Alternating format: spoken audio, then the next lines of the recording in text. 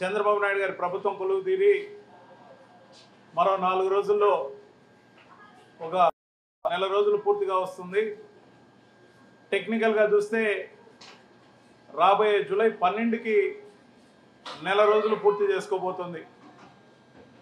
ఇప్పటికీ 3 వారాల సమయంలో ఏదైతే కొత్తగా ఏర్పడిన ఆంధ్రప్రదేశ్ ప్రభుత్వం చంద్రబాబు నాయుడు గారి నాయకత్వంలో అమలు చేయాల్సిన అనేక అంశాలు, ఆ సూపర్ 6 మేనిఫెస్టో కానీ లేకపోతే అనేక విషయాలు కానీ ఏవైతే ఉన్నాయో ప్రజలందరూ ఎదురు చూస్తున్నారు.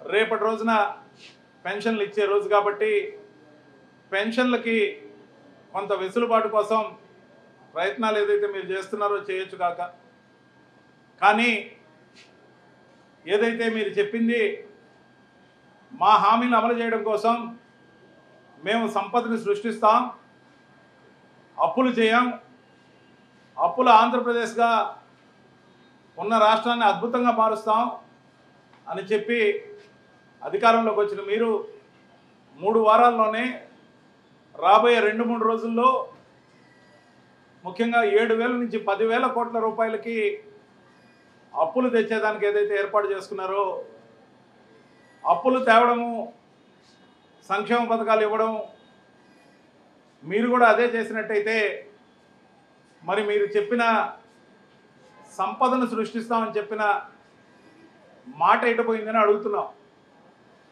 మీకు సుదీర్ఘమైన అనుభవం ఉందని, మీరు సంపదను సృష్టించడం ద్వారా మాత్రమే మేము ఇచ్చే సంక్షేమ కార్యక్రమాలని తూచా తప్పకుండా అమలు చేస్తామని ఏదైతే చెప్పారో వాటి కోసం ఆంధ్రప్రదేశ్ ప్రజలు పూర్తిగా వేచి ఉన్నారు. ఒకరికిచ్చి ఒకరికి ఇవ్వకుండా ఉండే విధంగా కాకుండా లబ్ధిదారులందరికీ మీరు చెప్పిన మేరకు, మేము చెప్పిన మేరకు కాదు సుమా, మీరు చెప్పిన మేరకు, మీరు హామీ ఇచ్చిన మేరకు అన్ని సంక్షేమ పథకాలు వరుస క్రమంలో ఖచ్చితంగా అమలు చేస్తారని ఎదురు చూస్తున్నారు. రేపటి రోజు ఏదైతే పెన్షన్లు ఇవ్వబోతున్నారో వాలంటీర్ల వ్యవస్థ ద్వారా కాకుండా మరో ఏర్పాటు ద్వారా ఇస్తామని ఏదైతే చెప్తున్నారో, మరో రేపటి రోజుకి ఒక్కసారికి మాత్రమేనా, లేకపోతే వాలంటీర్ల వ్యవస్థని సంపూర్ణంగా రద్దు చేస్తున్నామని చెప్పదలుచుకున్నారా? మరి అలాగైతే వాలంటీర్ల వ్యవస్థని కొనసాగిస్తామని, ఎట్టి పరిస్థితుల్లో ఈ వ్యవస్థని కొనసాగించి తీరుతామని చంద్రబాబు నాయుడు గారు మీరు చెప్పడమే కాకుండా 5,000కు బదులు మీరు అధికారంలోకి వస్తే ఒక్కొక్కరికి మీరు 10,000 రూపాయలు ఇస్తా అన్నమాట ఏమైంది అని అడుగుతా ఉన్నాం.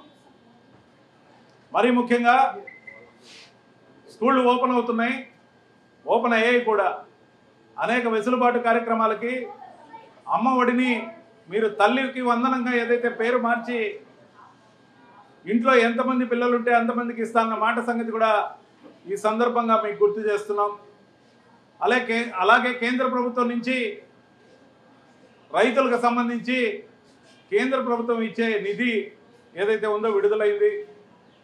మరి ఆంధ్రప్రదేశ్లో అమలవుతున్న రైతు భరోసా సంవత్సరానికి 13,500 ఇచ్చే వైఎస్ఆర్సీపీని కాదని మిమ్మల్ని నమ్మి రైతులు ఓటేసి సంవత్సరానికి 20,000 ఇస్తారని ఆశపడి ఉన్నారు కదా మీ మాట ప్రకారం.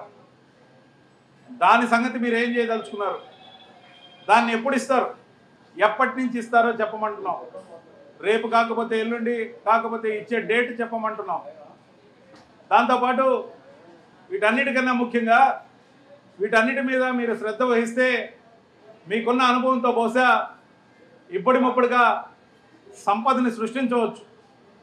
కానీ మీ కాన్సన్ట్రేషన్ పూర్తిగా వైఎస్ఆర్సీపీ పార్టీ కార్యాలయాల మీద దాడులు, చొరబాట్లు, వైఎస్ఆర్ గారి విగ్రహాల దహనం.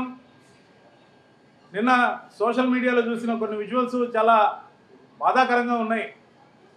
మరీ ముఖ్యంగా తోపుడు బండ్ల మీద వ్యాపారం చేసుకునే చిరు వ్యాపారులు ఎవరైతే ఉన్నారో వాళ్ళని సతాయిస్తున్న తీరు.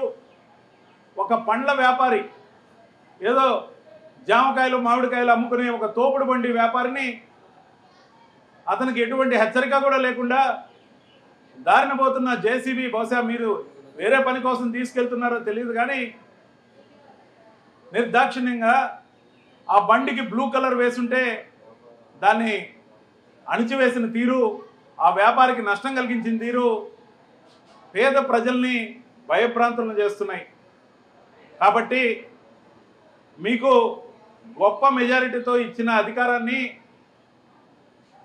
వయసులో పెద్దరికాన్ని చూపిస్తూ రాబోయే రోజుల్లో మీ శ్రద్ధనంతా కూడా సంపదను సృష్టించి మీరు ఇచ్చిన మాటలన్నింటినీ నిలబెట్టుకొని జనరంజకమైన పాలన చేయాలే కానీ వైఎస్ఆర్సీపీ కార్యకర్తలను వేధించడం, నాయకుల విగ్రహాలు వైఎస్ఆర్ గారి విగ్రహాలు తగలబెట్టడం, లేకుంటే చిరు వ్యాపారులను బెదిరించడం, మీకు ఓటేయలేదనే కక్షతో గ్రామాల్లో వాళ్ళ మీద దాడులు చేసి విచ్చలవిడిగా కొడుతుంటే మీ కార్యకర్తల్ని ఆపకపోవడం, ఇవన్నీ కూడా మానవత్వ కోణంలోకి రావు. కాబట్టి వయసు రీత్యా సీనియర్గా ఉన్న చంద్రబాబు నాయుడు గారు మీరు ఈ దశలో 4 పుణ్యం సంపాదించే కార్యక్రమాలు చేయాలి కానీ ఇలాంటి అరాచకమైన కార్యక్రమాలకి వెంటనే ఫుల్ స్టాప్ పెట్టాల్సిందిగా ఈ విషయాల మీద మేము ఇప్పటికే గవర్నర్ గారికి కూడా ఫిర్యాదు చేయడం అయింది మా పార్టీ తరఫున. కాబట్టి మీ అంతట మీరే సంయమనం పాటించమని మీ కార్యకర్తలకి పిలిపించి మీ శ్రద్ధని సంపదను సృష్టించడం మీద పెట్టాలని, తద్వారా మీరు ఇచ్చిన హామీలన్నీ తప్పకుండా అమలు చేస్తారని ఆశిస్తా ఉన్నాం.